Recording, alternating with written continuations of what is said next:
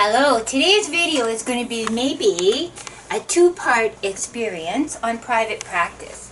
And so private practice, of course, could relate to any dimension of social work practice, social work with victims of abuse, social work with families. Private practice could be done any community, any context. But there are some challenges and limits and troubles. And where am I speaking from? I'm speaking from the context of someone who has had private practice therapists along the way, and I presently still do have a private practice therapist, although she has a PhD in psychology, not social work. But I'll speak from the position of someone who's been a client of private practitioners. I think I've worked with maybe 6 or 7 different therapists in the last 40 years from private practice, but I've also had as my care worker social workers who were in nonprofits and agencies and workshops and so on. So I'm going to compare a little bit both sides for being a client, both sides, but I'm also going to speak as someone who has been, I worked as a private practice person for 3 years, and it was wonderful. It was just really, really, really wonderful in lots of ways, but there were also some challenges and some parts that were kind of uncomfortable. So there's my little preamble of what's the context for today's video. So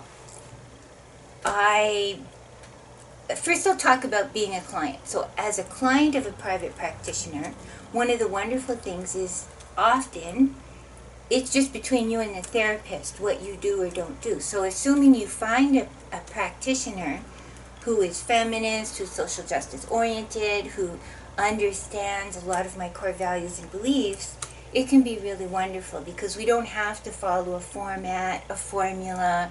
We don't have to go, oh, the first 10 sessions have to go like this, which is what often happens when you get care from someone in an agency, let's say at the sexual assault center or a hospital or some other kind of family agency, let's say, that's funded by the provincial government.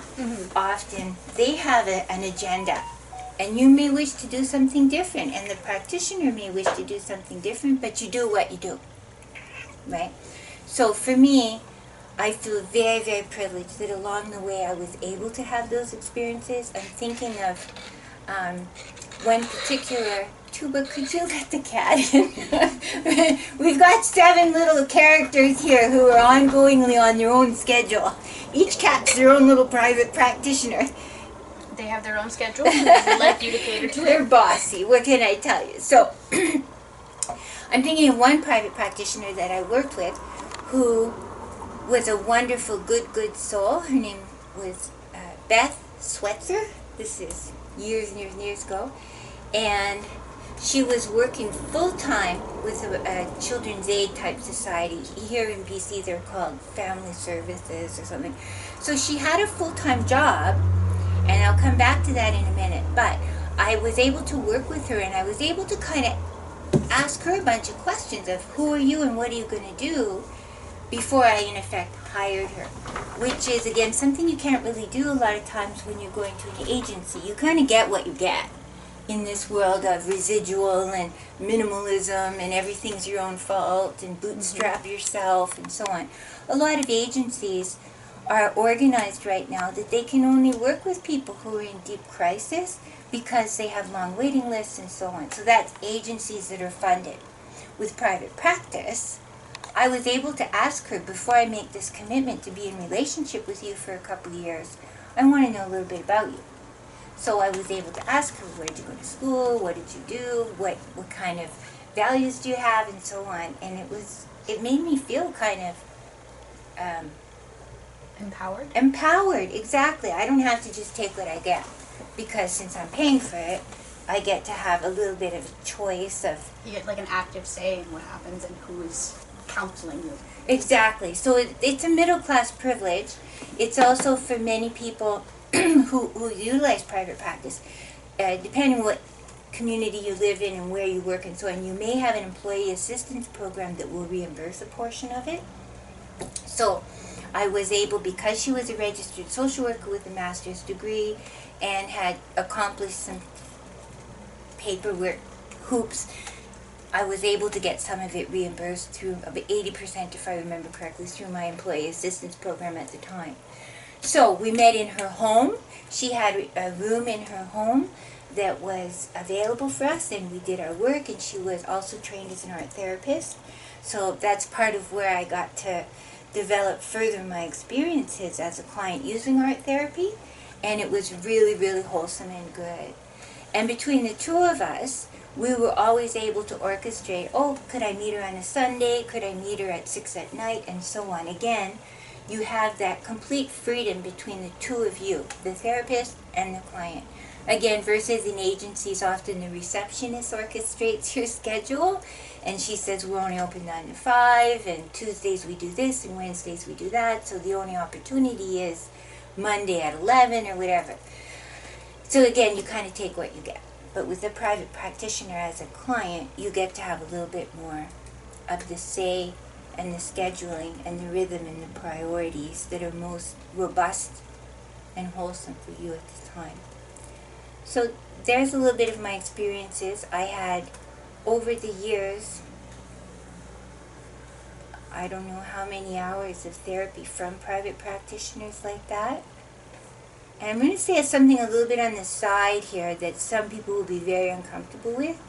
If I was goddess of the entire world, which I'm not, I recognize that, I would recommend that anybody who's going to be doing counseling, who's going to have a degree in social work, that they go and get counseling and maybe have to figure out how to pay for it themselves at some point. Because I deeply believe that I became a calmer person, a braver person, a more available and present person through all of these different therapy experiences that I had. Said differently, if I had only ever had the therapy that I've been able to get for free, I wouldn't be half the practitioner that I am now, or half the teacher that I am now. I think sometimes you don't know your own blind spots. That's a pattern of human experience.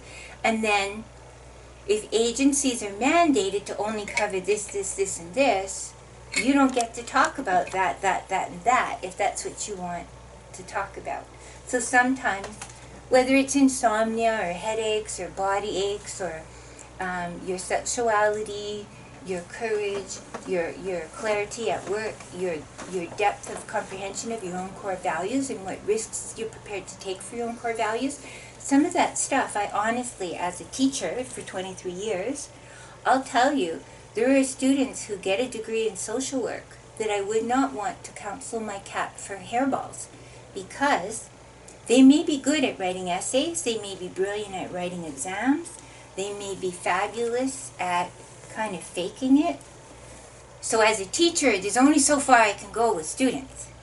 But a therapist can ask you questions that a teacher can never ask you, right? If you've made a commitment to grow and heal with your therapist.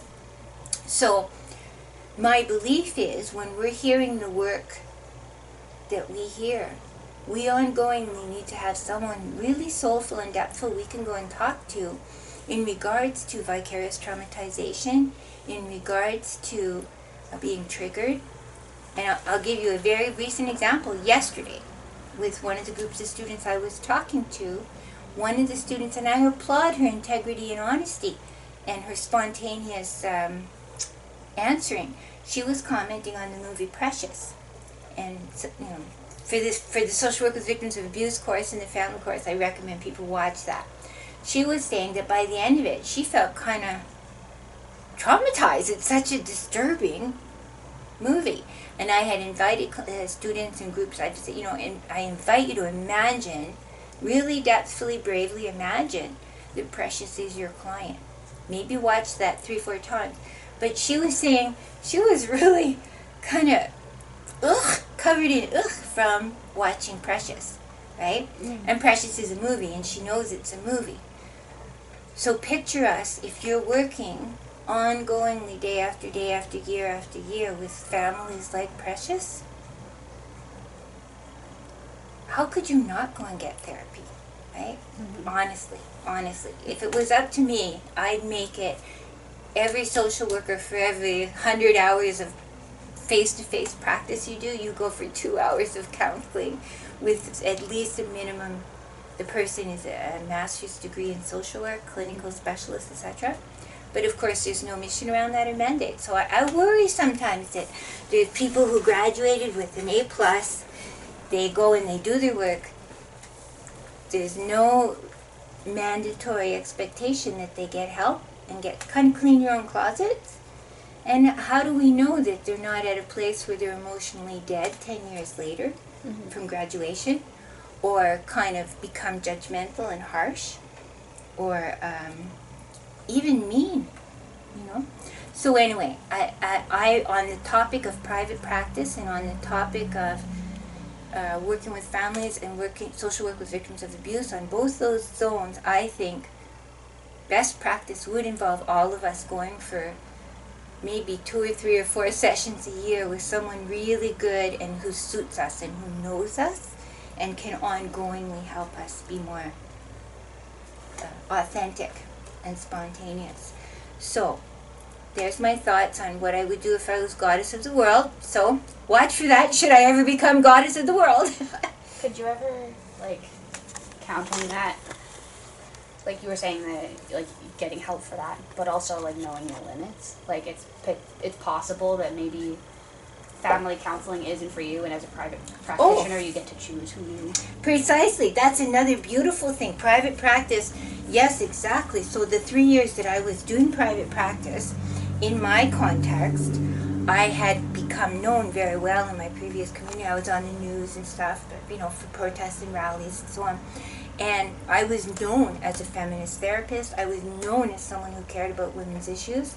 I was out there on issues of like wife assault, poverty, about incest, about rape, sexual assault, those kind of things. So that was kind of the group I care about the most, and have the most experience in. And yeah, my private practice clients were all in that zone. They're pretty much all in that zone. And some of them were lesbian women and coming out issues and those kind of things, which is kind of right there in the feminist zone, right? Women loving women, and I love women. I want them to be happy and strong and good and brave. So I'm going to give you a little bit more of the background kind of structure for me of private practice. That was why I started doing private practice, because in my roles, my professional roles, either as an academic at the university or in my role as a therapist in a sexual assault treatment program in a hospital, there was only so far I could go with some clients, and there was only so far I could go with students. There was only some zones, and I knew there were people who would benefit from spending a couple hours focusing, using feminist therapy, using art therapy, but there wasn't really a place that I could refer them to. So I started working with them myself. And I as a practitioner, as a woman, as a citizen, grew enormously from each relationship with each client. I felt so honored and privileged. There's a type of intimacy that you can accomplish in those settings where, for example, if you want to be with me for 2 hours, we can do that. Again, in an agency, often it's 50 minutes and you gotta go, right? You got even your time. If you know that the best time for you is Thursday nights between 6 and 8, but the agency says, no, we're only open 9 to 5, and you're like, I can't go because I work 9 to 5, right? So the space, the time, the zones, and then the topics, and then how we engage is very different. So I did private practice part-time for 3 years, and I concluded because I came here to BC, and I've certainly had enough work on my plate every single day since then that I haven't been able to even consider it. But when I retire from UMBC, this is one of my things that I may consider doing part-time private practice because I think it would be a wonderful way to spend my elder years, and I also think I would have a lot to offer because by the time I'm 65, I'll have sort of 45 years of practice and wisdom and usefulness that I can offer to clients. So what I also want to say is I was able to see clients often very quickly because I was only doing part-time. So a client could call me or email me and say, I just had a fight with my spouse, could I see you tonight at 6? And I was able to say yes, because I was in control. It's just for me. versus, oh, you have to wait 6 weeks to get in, right? The other thing that I was able to do with my private practice is the times of the year where for many women are a struggle, the week before Christmas, the week after Christmas, I had like 5 clients a day coming to see me, Christmas Eve almost, right? Because often that's when families have real deep heartbreak and real deep stress, and might be that guy, your uncle who abused you your whole childhood. All of a sudden, Christmas Day, you have to go and do some kind of family event, and monster creepy guy is there, right? So I love that flexibility. It was really an honor and a privilege. And the client was always in control. So all the best practices that I've been talking about in these videos, saying to the client, the first session is always free in private practice. You have certain protocols you have to follow. So my protocols were, I would give them a copy of my resume, my CV, just to show them what I had done and what I knew about. I had an ethics kind of document that, these are my core values and beliefs and ethics, and I'd hand that out and discuss it with them. I'd talk about my rates, talk about the scheduling, talk about how we would engage together. And of course, as a registered social worker, I would show them where they could go to complain, and here's my registered number and so on. So they would get all that, and I would give them that. The first session would be an hour and a half. We'd talk about all those things. And then I would, hope they would have a second session and we'd talk. I think my rates were $60 an hour, but it was also a sliding scale. So I think $30 for unemployed or part-time employed. As a feminist, I had a sliding scale. So the money thing, let's talk about money for a minute. That ended up kind of being one of my worst zones, because when they'd say I can't afford to pay, but I still need to talk about this and blah, blah.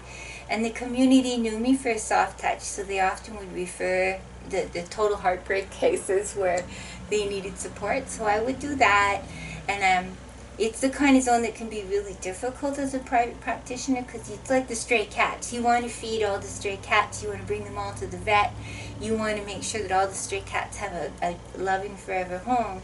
But obviously I'm not an SPCA. I'm not equipped to care for all the cats in Prince George, right? So I made a decision at a certain point to say 10%. So 10% is often churches and mosques and temples have a 10% tithe. So I would if I have 9 clients or 10 clients, I'll have one that's a pro bono. So I did that. So those are the challenges. Here's another money part that was a bit of a challenge. I came to be recognized through the ministry to see clients that they referred, and that was fee for service once removed. So the provincial government would give money to organizations to work with certain issues, but if they were already on overload, they might refer 2 or 3 clients to me, and then I'd have to do tons of paperwork to be reimbursed for my time. And I also got recognized by the federal government for working with Indigenous people, and that was similar there too. Tons of paperwork to get recognized, and then every time you saw a client, you had to do a ton of paperwork again. So I would recommend anybody thinking of going into private practice, consider all the paperwork, the documentation. There's a lot of burden with that and a lot of time. Also taxes. You have to do a whole kind of bureaucratic pile of stuff for doing your own paperwork for taxes. I ended up hiring a bookkeeper. I ended up hiring an administrative assistant part-time. So it can be a project. You kind of think at first it's like, oh, I'll work with clients the way I want to. Well, yes, but also no, because of all that paperwork. You also had a time lag, because for the example, at that time with the Indigenous women that I worked with, I would see the client for that first session for free, and then I might see them, if the client wished, I might see her 3, 4, 6, 8 times, submit the paperwork, and I wouldn't know if we were going to get reimbursed until much later. I wouldn't know, i.e. it wasn't automatic. that if I saw a woman who was a status Indigenous woman and who wanted to see me, that we would be reimbursed. There were lots of if this, then that, if that, then this kind of dimensions to it. So a lag time, said differently, I might work with a client twice a week for 10 weeks and then find out that I wasn't going to get paid for that time. So it can be exhausting, right? The way it was set up for me, the way the universe kind of made a configuration was my full-time job, teaching or working at the sexual assault treatment program, my other work gave me benefits. I also was with a spouse at that time that I had benefits, so dental plan or medicine or so on. If you're thinking of doing private practice, you think, oh, a 40-hour week, so you might actually see clients for 30 hours a week, but then you're doing 10 hours a week of prep time, paperwork, follow-up, bookkeeping, and then there's that long lag time, but then you also have no benefits because you're private practice. Okay? So reflect on all of those things. It can be enchanting, but it can also be exhausting, and you need to be really, really careful. I had to develop a lot of boundary skills because tons of people would say, please, please, please, please see this client. She's in such a situation. She needs so much help. You're the perfect person to work with her, but she has no money. So almost every day I would have 1 or 2 emails or phone calls like that where I had to say no.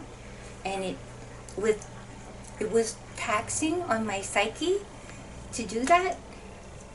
So are you the kind of person, if you're thinking of doing part-time or full-time private practice, social work with victims of abuse, or with family issues, how would all of that work out for you? What I see a lot of practitioners doing that I do think is marvelous is kind of setting up where they do have a full-time job, they do the part-time private practice, but they do the private practice as a collective.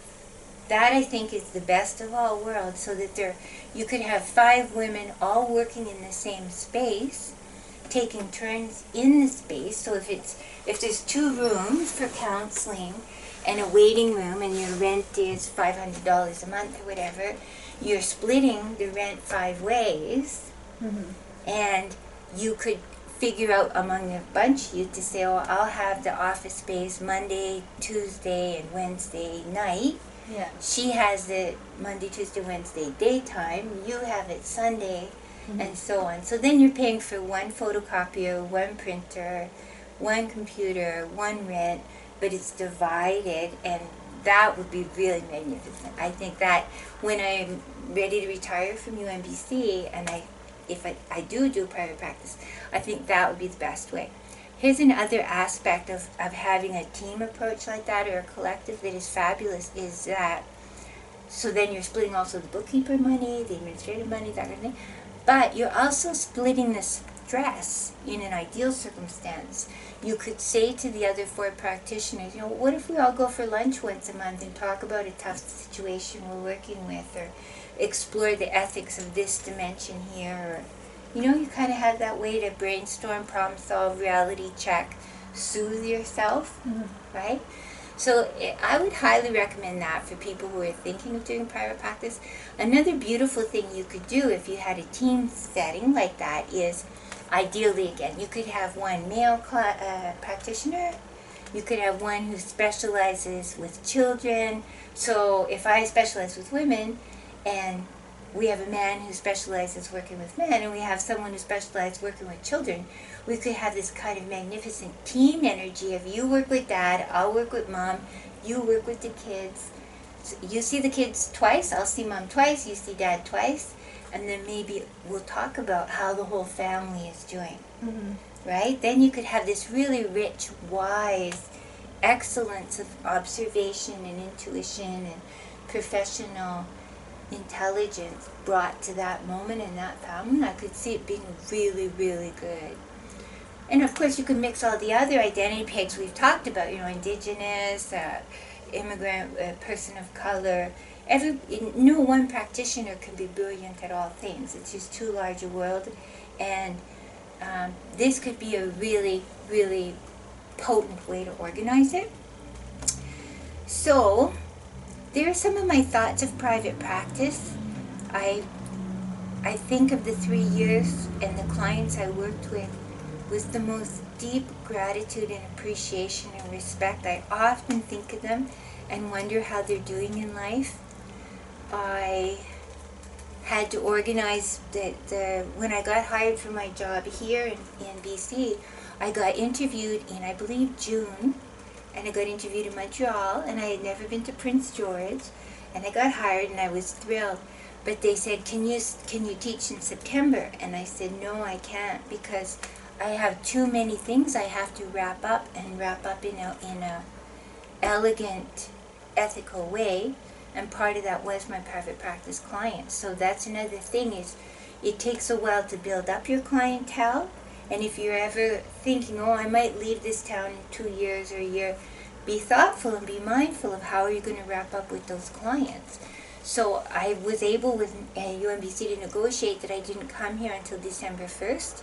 So that gave me a lot of time to have, let's say, 3 last sessions with each client and kind of summarize what we had worked on, where we might go next, what I thought was really wonderful in their growth, where each of them may have had 2 or 3 other things, and that I could refer them to other agencies or individuals so that I didn't just walk away and abandon them.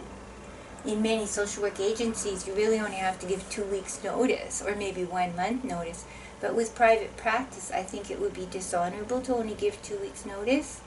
Unless you got hit by a car, you're ill or something like that, but all the grace and choice being with you, that's what I would recommend, is that you have a lot of time, because they may have bonded with you. Sometimes this may sound self-aggrandizing, but I felt that with some of my clients, they had bonded with me more than they had with any other adult in their whole life. They were able to share stories with me and traumas and really, really heartful, painful things that they may have never talked to anyone else about, ever. And that's something we must treat with tenderness and dignity and real profound respect. Really,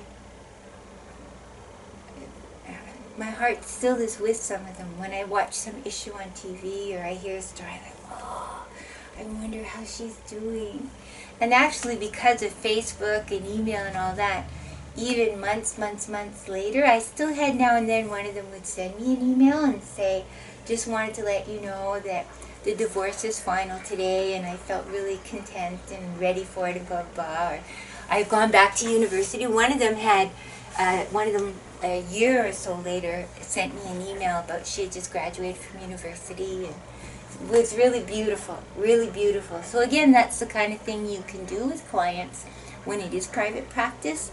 Some agencies disallow you to have any contact outside of your 9-to-5 role, or that their clients are never allowed to know your home email or any of those things. But with private practice, I felt it was appropriate with the clients that it's different if I'm emailing them, but versus if they email me and say, I've reached this milestone and I just wanted you to witness that happy moment. That's, to me, is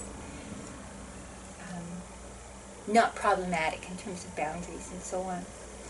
So I would just, I guess in summary, to say it was really, really beautiful, and I would do it again in a heartbeat if I knew I could do it as well as I did it before, i.e., that I had that psychic energy and I had the space and the time and the resources.